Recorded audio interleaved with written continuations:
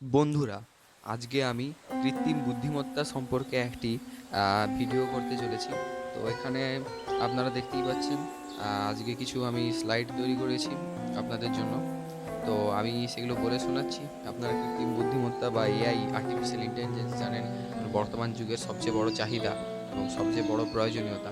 তো সেটা সম্পর্কে আজকে কিছু মানুষকে ওয়াকিবহাল করার জন্য এই ভিডিওটা তৈরি করছি। তো এখানে প্রথমেই আছে যে কৃত্রিম বুদ্ধিমত্তা কী? তো হচ্ছে কৃত্রিম বুদ্ধিমত্তা, যেটা এআই, আর্টিফিশিয়াল ইন্টেলিজেন্স হলো কম্পিউটার প্রযুক্তি যা মানুষের বুদ্ধিমত্তা, যেমন শেখা, যুক্তি, সমস্যা সমাধান এগুলোকে অনুকরণ করে। যেটা আর্টিফিশিয়াল ইন্টেলিজেন্সের নিজের লার্নিং আর কি, এটাকে ট্রেনিং করে আমরা আর্টিফিশিয়াল ইন্টেলিজেন্সকে আমরাই শেখাই, বিভিন্ন তথ্য দিয়ে একে সমৃদ্ধ করি এবং পরবর্তীতে তা সাধারণ মানুষ যারা কনজিউমার তাদেরকে আহ, তারা প্রশ্ন করলে তাদেরকে উত্তর দিয়ে তাদের সাহায্য করে থাকে। বিভিন্ন আর্টিফিশিয়াল ইন্টেলিজেন্স যাতে নিজে থেকে কাজ করতে পারে, তাই জন্য এর মধ্যে বিভিন্ন ডেটা আপলোড করা হয়, বিভিন্ন পিডিএফ, বিভিন্ন বুক, যা ওয়েবসাইট, অনলাইন ওয়েবসাইটে যা তথ্য সেগুলোকে আপলোড করা হয়। সেখান থেকেই আমরা পরবর্তীতে সার্চ করলে সেখান থেকে ফলাফল পেয়ে থাকি। তো এখানে বলা হচ্ছে এটি কম্পিউটার বিজ্ঞানের একটি শাখা যা যন্ত্রকে মানুষের মতো চিন্তা ও সিদ্ধান্ত নিতে সক্ষম করে তোলে। তো এআই এর প্রাথমিক ধারণা, এআই শব্দটি কৃত্রিম এবং বুদ্ধিমত্তা থেকে এসেছে। এটি যন্ত্রকে শেখা, যুক্তি ও সমস্যা সমাধান করতে সাহায্য করে। Mid journey, Leonardo dot AI এর মতো প্রোগ্রাম এআই ব্যবহার করে ছবি তৈরি করে। এছাড়াও বিভিন্ন আমরা প্রশ্ন করে থাকি, প্রশ্ন যা চ্যাটের মাধ্যমে সমাধান করে থাকি। এরকম এআই অ্যাপ আপনারা জানেন যে চ্যাট জিপিটি, তারপর গ্রক, জেমিনাই, তারপর পারপ্লেক্সিটি, এইসব বিভিন্ন এআই অ্যাপ রয়েছে। এছাড়াও এআই অ্যাপের আরও ক্ষমতা আছে। এআই অ্যাপ নিজে বিভিন্ন ভিডিও জেনারেশন করতে পারে, ছবি তৈরি করতে পারে, এবং নিজেদের ফ্যামিলি পিকচার বা কিছু আপলোড করলে সেটাকে আরও সুন্দর করে তোলে। তো এই সব ক্ষমতাগুলো এআই এর রয়েছে। আমরা আস্তে আস্তে জানবো যে এআই সম্পর্কে। তো এখানে বলা হচ্ছে কেন এআই গুরুত্বপূর্ণ। এআই এক বিপ্লবী প্রযুক্তি যা আম, এই একবিংশ শতাব্দীর জীবনযাত্রা, কার্যপদ্ধতি বা কর্মপদ্ধতি, শিক্ষা ও যোগাযোগে অভূতপূর্ব পরিবর্তন আনছে। এটি গবেষণা কাজকে সহজতর করে এবং মানুষের মতো চিন্তা, বিশ্লেষণ ও সিদ্ধান্ত নিতে পারে। এরপর হচ্ছে এআই এর ঐতিহাসিক প্রেক্ষাপট এবং প্রাথমিক যুগ। প্রাচীন ধারণা ও কিংবদন্তি। প্রাচীন সভ্যতাগুলোতে মানুষের মতো দেখতে স্বয়ংক্রিয় যন্ত্র বা কিংবদন্তির উল্লেখ পাওয়া যায়। গ্রিক পৌরাণিক কাহিনীর অটোমাটা থেকে মানুষের বুদ্ধিমত্তা অনুকরণ করার স্বপ্ন বহু পুরনো। প্রাথমিক গণনা যন্ত্রের ধারণা। গণনা প্রক্রিয়াকে সহজ করার জন্য প্রাচীনকাল থেকেই যন্ত্রপাতির ধারণা ছিল। অ্যাবাকাস থেকে পাস্কাল ও লাইবনিজের যান্ত্রিক ক্যালকুলেটর গণনার ভিত্তি স্থাপন করে। তো আপনারা জানেন যে এইভাবে কম্পিউটার আবিষ্কারের আরও ইতিহাস আছে। তো কম্পিউটার এইভাবে আবিষ্কার হওয়ার সঙ্গে সঙ্গে তারপরে যে স্লাইড রুল, যে স্কেল, সেটার মাধ্যমেও গণনার জন্য এটা আবিষ্কার করা হয়েছিল। তারপরে প্রথম কম্পিউটার আবিষ্কারও এইভাবেই হয়, ওই চার্লস ব্যাবেজের যে প্রথম কম্পিউটার আবিষ্কার করা, ঠিক আছে, সেই অ্যানালিটিক্যাল ইঞ্জিন আপনারা জানেন। তো সেইভাবেই গণনার যন্ত্র হিসেবে প্রথম আবিষ্কার হয়েছিল। সেখান থেকেই মানুষ চেষ্টা করা শুরু করেছিল যে এইসব কঠিন যে গণনার কাজগুলো, এগুলো যেন কোনোভাবে কোনো যন্ত্র বা যান্ত্রিকভাবে কোনো যেন অটোমেটিক বা স্বয়ংক্রিয়ভাবে যেন সম্পন্ন হয়। তখন থেকেই এইসব চিন্তাভাবনা শুরু। তো তারপরে আছে গণিত ও যুক্তির ভিত্তি। গণিতের ভিত্তি হলো সংখ্যা, পরিমাণ, আকৃতি এবং সেটের মতো মৌলিক ধারণা সমূহ। এই ধারণাগুলো গাণিতিক যুক্তি এবং সমস্যা সমাধানের মূল ভিত্তি তৈরি করে। গাণিতিক যুক্তি গণিতশাস্ত্রের এক অপরিহার্য অংশ। এটি বিভিন্ন গাণিতিক ধারণাকে যুক্তির মাধ্যমে সংযুক্ত করে এবং প্রমাণ বা সিদ্ধান্তের কাঠামো প্রদান করে। জর্জ বুল গণিত ও যুক্তির মধ্যে সম্পর্ক আবিষ্কার করেন এবং বুলিয়ান অ্যালজেব্রা তৈরি করেন। এটি যৌক্তিক সত্য ও মিথ্যা, অর্থাৎ যৌক্তিক সত্যকে 1 ও মিথ্যাকে 0 এর উপর ভিত্তি করেই গঠিত।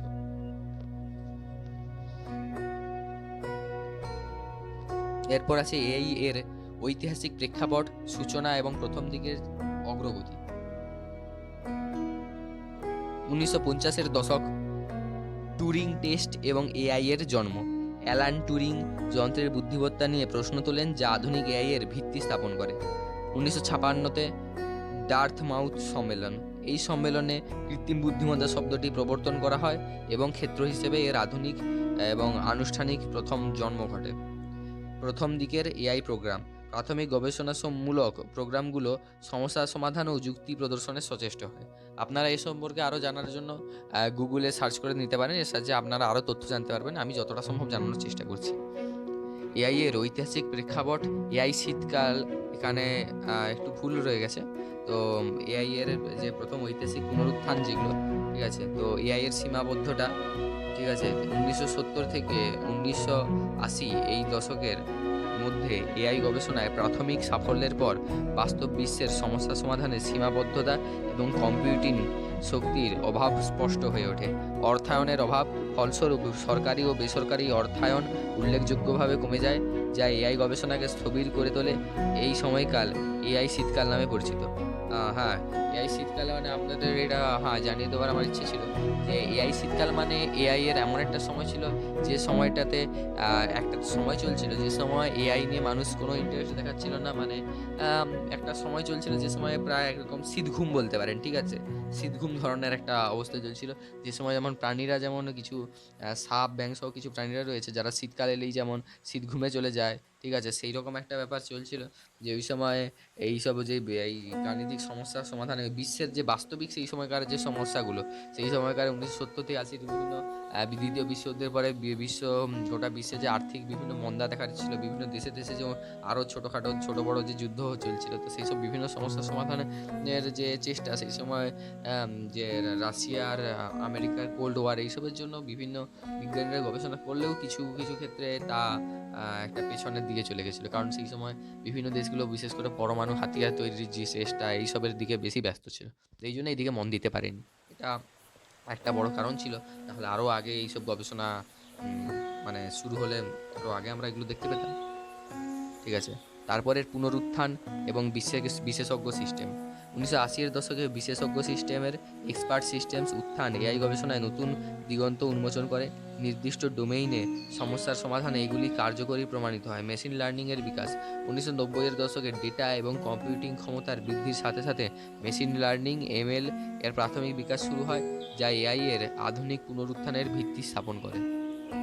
এরপর এআই এর আধুনিক যুগ, ডিপ লার্নিং ও নিউরাল নেটওয়ার্ক।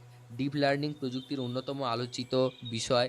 এর প্রভাবে স্মার্টফোন থেকে স্বয়ংক্রিয় গাড়ি পর্যন্ত সর্বত্র জিএএনএস কৃত্রিম বুদ্ধিমত্তা ও সৃজনশীলতার ক্ষেত্রে বিপ্লব ঘটাচ্ছে।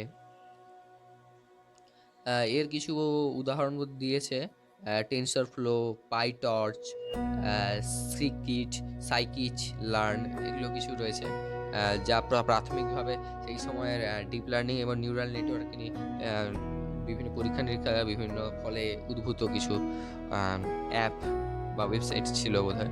তো আপনারা এই নিউরাল নেটওয়ার্ক নিয়েই একজন বিজ্ঞানী কিছু গবেষণা করেছিলেন এবং আবিষ্কারের চেষ্টা চালিয়েছিলেন যে মানুষের যেমন স্নায়ুতন্ত্র রয়েছে, সেই রকম এআই এর মধ্যেও বিভিন্ন তার এবং ইলেকট্রনিক সিস্টেমের মাধ্যমে একটা এইরকম একটা গঠন তৈরির চেষ্টা করেছিলেন। তো এটা নিয়ে আপনারা একটু ইন্টারনেট সার্চ করে দেখে নেবেন। তো সেখান থেকে আপনারা জেনে যাবেন। একটু ইচ্ছে থাকলে, আগ্রহ থাকলেই উপায় হয়। তো সার্চ করলে এটা সম্পর্কে তথ্য পেয়ে যাবেন। তারপরে আছে বিগ ডেটা ও উচ্চ ক্ষমতা সম্পন্ন কম্পিউটিং। বিগ ডেটা হলো বিশাল বা জটিল ডেটা সেট যা প্রচলিত সফটওয়্যারে প্রক্রিয়াকরণ করা কঠিন। এটি কোম্পানিগুলোকে উন্নত সিদ্ধান্ত নিতে সহায়তা করে। ডেটা সেন্টারগুলি ডেটা প্রেরণ, গণনা এবং সংরক্ষণে ব্যবহৃত হয়, যা উচ্চ ক্ষমতা সম্পন্ন কম্পিউটিংয়ের ভিত্তি। বর্তমান এআই ল্যান্ডস্কেপ। এআই এমন এক প্রযুক্তি যা শেখা, যুক্তি করা, সমস্যা সমাধান ও সিদ্ধান্ত গ্রহণের মতো মানব বুদ্ধিমত্তার কাজগুলো করতে সক্ষম। এআই এর আধুনিক যুগ ডিপ লার্নিং, বিগ ডেটা এবং শক্তিশালী কম্পিউটিংয়ের সমন্বয়ে মানব সমাজের প্রতিটি স্তরে বৈপ্লবিক পরিবর্তন আনছে। কৃত্রিম বুদ্ধিমত্তার সুফল, স্বাস্থ্যসেবায় উন্নতি। এআই রোগীর ফলাফল উন্নত করে, খরচ কমায়। স্ট্যানফোর্ড হাসপাতালের এআই মডেল স্বাস্থ্য এখানে উন্নতির পূর্বাভাস দেয়। এটা একটু ভুল লেখা হয়েছে। তো স্বাস্থ্যসেবায় এআই বাজারের মূল্য বর্তমানে $1 বিলিয়ন ছাড়িয়েছে। শিক্ষা ও গবেষণার সহায়তা। এআই ব্যক্তিগতভাবে শিক্ষার অভিজ্ঞতা প্রদান করে এবং শিক্ষকদের প্রশাসনিক কাজ স্বয়ংক্রিয় করে। গবেষণায় উন্নত ডেটা বিশ্লেষণ, প্যাটার্ন শনাক্তকরণ এবং অনুমান তৈরিতে সহায়তা করে। শিল্প ও উৎপাদনশীলতা বৃদ্ধি। এআই সরঞ্জামগুলি সৃজনশীল প্রক্রিয়া, বিষয়বস্তু তৈরি এবং ডিজিটাল বিপণন বৃদ্ধি করে। এর মধ্যে রয়েছে এআই ছবি আর ভিডিও জেনারেটর এবং বিষয়বস্তু শনাক্তকরণ সরঞ্জাম। দৈনন্দিন জীবনকে সহজ করা, এআই চালিত ভার্চুয়াল সহকারী এবং স্মার্ট হোম ডিভাইস দৈনন্দিন কাজ সহজ করে। বিনোদন, কেনাকাটা এবং ভ্রমণের জন্য ব্যক্তিগতকৃত সুপারিশ ব্যবহার করে বা সরবরাহ করে। এছাড়া আপনাদের জানিয়ে দিই যে এআই বর্তমানে আপনারা জানেন যে আবহাওয়ার পূর্বাভাস দিতে, ডিফেন্সের জন্য বিভিন্ন সাজেশন দিয়ে থাকে আমাদের দেশের। সেগুলো অবশ্য খুবই হায়ার কোয়ালিটির এআই এর কিছু সফটওয়্যার রয়েছে, সেগুলো আমাদের দেশের সুরক্ষা দপ্তর ব্যবহার করে থাকে, সুরক্ষা এজেন্সিগুলো ব্যবহার করে থাকে। এছাড়া কৃষিতে বিভিন্ন কখন জলসেচ করতে হবে, কখন ফসলের বীজ রোপণ করতে হবে, কখন ফসল কর্তন করতে হবে, তো এইসবগুলোতে চাষিদের বিভিন্ন সাজেশনস দিয়ে থাকে এআই। যে বিভিন্ন এক্সপার্টদের যেগুলো দেওয়া তথ্যের উপর ভিত্তি করে বিভিন্ন এখন বিশেষ বিশেষ বিষয়ের উপর ঠিক ফিল্ড এর উপর এআই গড়ে উঠেছে। আপনারা এগুলো নিয়ে একটু জানার চেষ্টা করবেন, যে যে ফিল্ডে আছেন, যে যাই চাকরি করেন না কেন, এআই বর্তমানের একটা বড় চাহিদা। আচ্ছা, কৃত্রিম বুদ্ধিমত্তার এবার কুফল ও চ্যালেঞ্জ এটা আমাদের জানা জরুরি। কর্মসংস্থানের প্রভাব, এআই টুলস মানুষের কাজ প্রতিস্থাপন করছে, যার ফলে অটোমেশনের কারণে কর্মসংস্থানের নেতিবাচক প্রভাব পড়ছে। এখানে একটা ব্যাপার আছে যে বর্তমানে এটাও বলা হয়ে থাকে যে এআই ঠিক মানুষের যে জব রিপ্লেসমেন্ট করছে এটাও নয়, যারা এআই শিখে নিচ্ছে তাদের কাজ হয়ে যাচ্ছে, কিন্তু যারা না শিখে, যারা পুরনো সিস্টেমকেই যারা আঁকড়ে ধরে বাঁচতে চান, তাদের ক্ষেত্রেই এটা সমস্যার মেন কারণ হয়ে দাঁড়াচ্ছে। তো তাই জন্য এআই ঠিক মানুষকে রিপ্লেস করছে এটা ঠিক সত্যি নয়।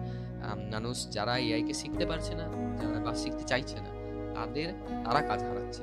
এটাই হচ্ছে আসল ব্যাপার। এআই যে যতটা পারে, যে যে ফিল্ডে আছে তার সেই ফিল্ডের উপরে যতটা সম্ভব এআই শিখে নেওয়া উচিত, সেই সম্পর্কে জ্ঞান অর্জনের জন্য। এবং এআই এর যে শেখা মানে যে কিছু একটা জানার জন্য সার্চ করে নিলাম সেটা শুধু নয়, এআই এর বিভিন্ন কিভাবে প্রম্পট রাইটিং করতে হয়, এবং এআইকে বর্তমানে এই ওয়েব ডেভেলপারের কাজ থেকে শুরু করে বিভিন্ন ফিল্ড আছে, গ্রাফিক্স ডিজাইনিং, তারপরে এডিটিং সহ ভিডিও জেনারেশন, এগুলো তো আছেই। তারপরে বিভিন্ন ইউটিউব ক্রিয়েটারের কাজ যেগুলো করা হয়, এগুলো বিভিন্ন কাজ রয়েছে, তো সেখানে অনেক রকমের কাজ আছে এই এআই এর ভিত্তিতে, তো সেগুলো করা যেতে পারে। এরপর আছে ডেটা গোপনীয়তা ও নিরাপত্তা। এআই সিস্টেম ডেটা চুরি এবং সাইবার সুরক্ষার ঝুঁকি বাড়ায়, যা এআই ভিত্তিক সাইবার আক্রমণের মাধ্যমে ঘটে। নৈতিক ও সামাজিক উদ্বেগ, এআই অ্যালগোরিদম পক্ষপাতিত্ব তৈরি করতে এবং ভুল তথ্য তৈরি করতে পারে। এটি ন্যায্যতা, জবাবদিহিতা ও স্বচ্ছতার ক্ষেত্রে চ্যালেঞ্জ। ভবিষ্যৎ ঝুঁকি, ব্যাপক ভুল তথ্য, ক্রমবর্ধমান সাইবার হুমকি এবং পক্ষপাত দুষ্ট এআই সিদ্ধান্তের কারণে সামাজিক অবস্থায় চ্যালেঞ্জের সম্ভাবনা দেখা দিচ্ছে। সামাজিক আস্থা বিশেষত। তাও এআই এর কিছু যদি খারাপও থাকে, মানুষ চেষ্টা করেছে, বৈজ্ঞানিকরা চেষ্টা করেছেন আমাদেরকে এআই ভালোটা নিতে হবে এবং খারাপটা থেকে আমাদের সাবধান হতে হবে, যাতে কোনো ভবিষ্যতে কোনো খারাপ কিছু না হয়। ঠিক আছে, আমাদের ভালোটা নিয়ে সবসময় বাঁচতে হবে। ভার্চুয়াল অ্যাসিস্ট্যান্টস, রিমোট প্রশাসনিক সহায়তা, গুগল অ্যাসিস্ট্যান্ট, সিরি, অ্যালেক্সা, তারপরে শিডিউলিং, কাস্টমার সার্ভিস, এইসবের ক্ষেত্রে এটা ভার্চুয়াল অ্যাসিস্ট্যান্ট হিসেবে কাজ করছে। ছবি ও ভিডিও প্রক্রিয়াকরণ, ভিজুয়াল ডেটা বিশ্লেষণ, ফেসিয়াল রিকগনিশন, অবজেক্ট শনাক্তকরণ, তারপর রিকমেন্ডেশন সিস্টেম, ব্যবহারকারীর পছন্দ অনুযায়ী সুপারিশ করা, Netflix, Amazon, YouTube, deep learning, collaborative filtering, স্বাস্থ্যসেবার এআই অ্যাপ্লিকেশন, রোগ নির্ণয় ও চিকিৎসা, ঔষধ আবিষ্কার, ব্যক্তিগতকৃত স্বাস্থ্যসেবা। কৃত্রিম বুদ্ধিমত্তার ভবিষ্যৎ উপযোগিতা, স্বয়ংক্রিয় ড্রাইভিং ও স্মার্ট শহর, এআই চালিত স্বয়ংক্রিয় ড্রাইভিং যানবাহন নিরাপত্তা ও পরিবহন উন্নত করে। স্মার্ট শহরগুলিতে এআই ট্রাফিক শক্তি অপটিমাইজেশন এবং স্বয়ংক্রিয় পরিষেবা উন্নত এবং জীবনযাত্রার মান বাড়ায়। মহাকাশ গবেষণায় এআই বিশাল ডেটা বিশ্লেষণ, নতুন গ্রহ আবিষ্কার এবং মহাকাশযান পরিচালনায় সহায়তা করে। এটি মহাকাশ অন্বেষণকে আরও কার্যকর ও নিরাপদ করে তোলে। জলবায়ু পরিবর্তন ও মোকাবিলা, এআই জলবায়ু পরিবর্তন মোকাবিলায় শক্তিশালী হাতিয়ার। এটি আবহাওয়ার পূর্বাভাস, বরফখণ্ড পর্যবেক্ষণ, দূষণ চিহ্নিতকরণ, কৃষি ও নবায়নযোগ্য শক্তি গ্রিড অপটিমাইজেশন করতে সহায়তা করে। নতুন শিল্প কর্মসংস্থান, এআই প্রযুক্তির বিস্তার নতুন শিল্প যেমন এআই পরিষেবা, ডেটা অ্যানালিটিক্স এবং রোবোটিক্সের জন্ম দিচ্ছে। এটি নতুন কর্মসংস্থান সৃষ্টি করে, যা অর্থনীতিকে চালিত করে। রোবোটিক্সের ইতিহাস, প্রাচীন সভ্যতায় রোবোটিক্সের ধারণা স্বয়ংক্রিয় যন্ত্র ও পৌরাণিক কল্পনার মাধ্যমে শুরু হয়। গ্রিক ও মিশরীয়দের হাতে তৈরি যন্ত্রগুলো রোবোটিক্সের প্রাথমিক বীজ বপন করে। প্রথম স্বয়ংক্রিয় যন্ত্র মধ্যযুগে এবং রেনেসাঁর সময় বিভিন্ন যান্ত্রিক খেলনা, ঘড়ির কাজ স্বয়ংক্রিয় যন্ত্রের উদাহরণ ছিল। এগুলি ছিল রোবোটিক্সের প্রথম দিকের ব্যবহারিক প্রয়োগ। শিল্প বিপ্লবের ভূমিকা। শিল্প বিপ্লবের সময় উৎপাদন প্রক্রিয়া স্বয়ংক্রিয় করার জন্য যন্ত্রপাতির ব্যবহার শুরু হয়। বিশেষ করে অটোমোবাইল শিল্পে রোবোটিক্সের ধারণা আধুনিক রোবোটিক্সের পথ প্রশস্ত করে। রোবোটিক্সের আধুনিক বিকাশ। প্রথম শিল্প রোবট। শিল্প রোবট উৎপাদন, স্বয়ংচালিত শিল্প ও স্বাস্থ্যসেবা সহ বিভিন্ন খাতে ব্যবহৃত হচ্ছে। এটি সময় বাঁচায়, ডাউনটাইম কমায় এবং উৎপাদনশীলতা বৃদ্ধি করে। Programmable robot. শিক্ষার প্ল্যাটফর্ম যেমন 360 ন্যানোবট এবং উন্নত এআই সিস্টেমের মাধ্যমে শিল্পে নতুন দিগন্ত উন্মোচন। কোয়ান্টাম প্রসেসর ও প্রোগ্রামেবল ভিশন এক্সিলারেটর এর বিকাশে সহায়ক। সেন্সর ও উন্নত নিয়ন্ত্রণ। সেন্সর ও উন্নত নিয়ন্ত্রণের মাধ্যমে রোবট আরও বুদ্ধিমান ও স্বায়ত্তশাসিত হচ্ছে। চীনের তৈরি শিল্প রোবট মস্তিষ্কের তরঙ্গ ও পেশি সংকেত বলে মানব রোবট মিথস্ক্রিয়ার নতুন মাত্রা যোগ করেছে। অর্থাৎ হিউম্যান রোবট কমিউনিকেশন, এটা আপনারা বুঝতে পারবেন আশা করি। এরপর আছে রোবটের প্রকারভেদ এবং শিল্প বিপ্লবে তাদের অবদান। শিল্প রোবট উৎপাদন শিল্পে বিপ্লব এনেছে, যেমন স্বয়ংচালিত মহাকাশ এবং ইলেকট্রনিক্স। তারা পুনরাবৃত্তিমূলক ও বিপজ্জনক কাজে স্বয়ংক্রিয়ভাবে করে। এই রোবটগুলি সময় বাঁচায়, ডাউন টাইম কমায় এবং স্ক্র্যাপ কমিয়ে উৎপাদন দক্ষতা বৃদ্ধি করে। চীন 96% নির্ভুলতার সাথে সহকর্মীর মন পড়তে সক্ষম শিল্প রোবট তৈরি করেছে। এটা করার কাজটা আরও এখন ঠিকঠাকভাবে চলছে। কিছু কিছু ক্ষেত্রে রোবটও তো ভুল করতে পারে, ওই জন্য এখানে রোবটের বিশেষ যেটা কাজ করে, রোবট এখানে মানুষের ফেস, মুখের যে ভাবভঙ্গিগুলো, মুখের যে এক্সপ্রেশনগুলো দেখে কিছুটা রিডিং করে নেয়, মনে পড়ে নেওয়ার মতো ব্যাপার আর কি। তারপর চিকিৎসায় রোবট পরিষেবা রোবটের একটি গুরুত্বপূর্ণ অংশ। 1 জুলাই 2024 অর্থাৎ 1 জুলাই 2025 জন হপকিন্স রোবট অভিজ্ঞ শল্য চিকিৎসকদের মতো জটিল অস্ত্রোপচার সম্পাদনে দক্ষ। 18 ডিসেম্বর 2025 বিশ্বের ক্ষুদ্রতম রোবট, যা 1 পয়সায় তৈরি, রক্ত প্রবাহে কোষ পর্যায়ের স্বাস্থ্য পর্যবেক্ষণ করে থাকে। এবং প্রচলিত ব্যবহার মেডিকেল ডেলিভারি রোবট, সপ্তাহে 400 মাইলের বেশি ভ্রমণ, রোগীদের পরীক্ষা ও তথ্য সরবরাহে সক্ষম। রোবটগুলি মানুষের পরিশ্রম কমানো এবং দক্ষতা বৃদ্ধিতে অসাধারণ ভূমিকা পালন করে। শিল্প ও স্বাস্থ্যসেবা উভয় ক্ষেত্রেই সময় ও সম্পদ সাশ্রয় করে। আপনাদের একটা কথা বলে রেখেছি, আপনাদের জন্য একটা সারপ্রাইজ আছে, মানে বিশেষ গিফট বলতে পারেন। আমার এই ভিডিওটার ক্ষেত্রে একটা জিনিস বলে দিচ্ছি, আপনারা যারা এই ভিডিওটা দেখে শেয়ার করবেন, একজনকে না, একজন দেখলে প্লিজ অন্ততপক্ষে নিজেদের বন্ধুবান্ধব সে যেই হোক, যদি অচেনাও কেউ হয়, কেউ হোয়াটসঅ্যাপে আছে বা ফেসবুকে আছে, অন্ততপক্ষে 200 থেকে 300 জনকে শেয়ার করুন এক একজন দেখলে, এবং লাইক করবেন। শেয়ার করলে আপনাদের তো কোনো ফোনের কিছু সমস্যা হবে না, তো আপনারা যতটা পারবেন করবেন এবং সাবস্ক্রাইব করে দেবেন আমার চ্যানেলটাকে। তো আমি আপনাদেরকে একটা জিনিস জানাবো, আপনারা ফ্রিতে এআই কোর্স করতে পারেন এবং ডিজিটাল প্রোডাক্টিভিটি কোর্স আছে, ডিজিটাল প্রোডাক্টিভিটি উইথ এআই আছে, এবং ফাইন্যান্স লার্নিং আছে, অর্থাৎ ফাইন্যান্স ম্যানেজমেন্ট, আপনারা কীভাবে আর্থিকভাবে সক্ষম হবেন, আর্থিকভাবে মানে অর্থ কীভাবে ম্যানেজমেন্টগুলো কীভাবে করবেন, ব্যাংকিং, এসব নিয়ে বিভিন্ন একটা পুরো কোর্স আছে। তো সেটার বিষয় নিয়ে আপনাদেরকে পুরো বুঝিয়ে বলবো শেষের দিকে, আপনারা অপেক্ষা করুন একটু। বর্তমানে বিশেষ কাজে পারদর্শী রোবট বোস্টন ডাইনামিক্স, মার্কিন যুক্তরাষ্ট্র। উন্নত ও চতুষ্পদী রোবট যা দৌড়ানো, নাচ এবং বস্তু নিয়ন্ত্রণের মতো জটিল কাজ করতে সক্ষম। ভাইসন রোবট ভ্যাকুয়াম, এটা যুক্তরাজ্যে তৈরি, তো স্বায়ত্তশাসিতভাবে ঘর পরিষ্কারের জন্য ডিজাইন করা, উন্নত নেভিগেশন ও শক্তিশালী সাকশন ক্ষমতা সহ।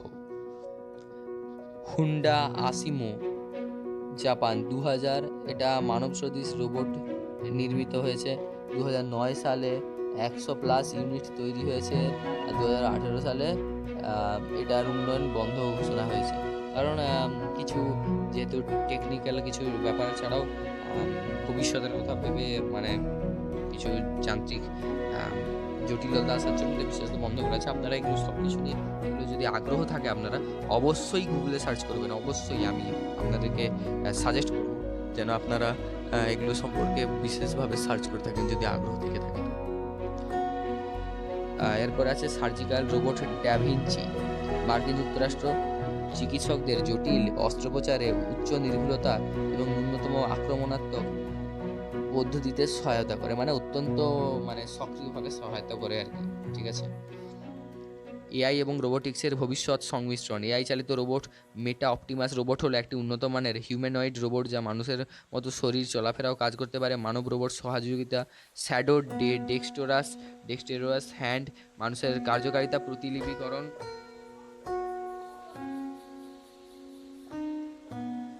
ভবিষ্যতের জন্য আরও আপনারা জানতে পারবেন অনেক কিছু যদি সার্চ করে থাকেন তো। আচ্ছা, ঠিক আছে। তারপরে আছে যে এর স্বয়ংক্রিয় সিস্টেম ও স্মার্ট ফ্যাক্টরি। আচ্ছা, এরপরে এখানে তো জানেন তো এই কার্যকারিতার প্রতিলিপি করছে রোবট, যে শ্যাডো ডেক্সটেরিয়াস হ্যান্ড বলে একটা বিশেষ একটা মানব সদৃশ্য একটা রোবট রয়েছে। আচ্ছা, এছাড়াও এবং রয়েছে ফেদর রোবট যা মহাকাশে মানুষের চালচলন অনুকরণ করে।